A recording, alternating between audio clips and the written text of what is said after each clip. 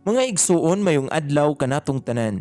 Karon adlaw na usab nga Sabado, pitsa 29 sa bulan sa Abril sa tuig 2023. O karon mga igsoon aniya na kita sa ikatulong nga semana sa Pasko sa pagkabanhaw sa atong Ginoong Hesukristo.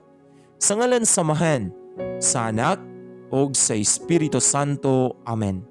Ang Ebanghelyo kinutlo gikan sa basahon sumala ni San Juan. Kapitulo 6, versikulo 60 ngadto sa 69. Daghan sa iyong mga tinun-an ang nakadungog ni ini og miingon, lisod kayong dawaton kining pagtulun-ana, kinsabay makasabot ni ini. Bisag walay nagsulti kaniya, nahibalo sa Jesus nga nagbagulbol ang iyang mga tinun-an bahin ni ini. Busaging na niya sila, nakapabugnaw ba kini sa inyong pagtuo kanako?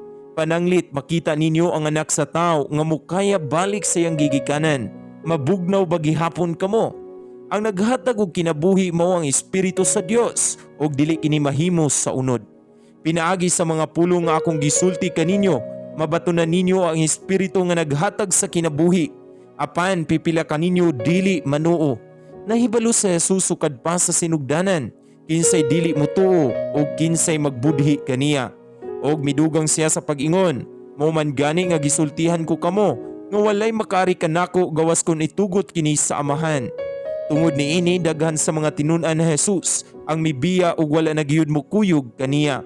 Busa mingon siya sa napulog duha ka tinun-an, og kamo mubiya ba usab kamo kanako?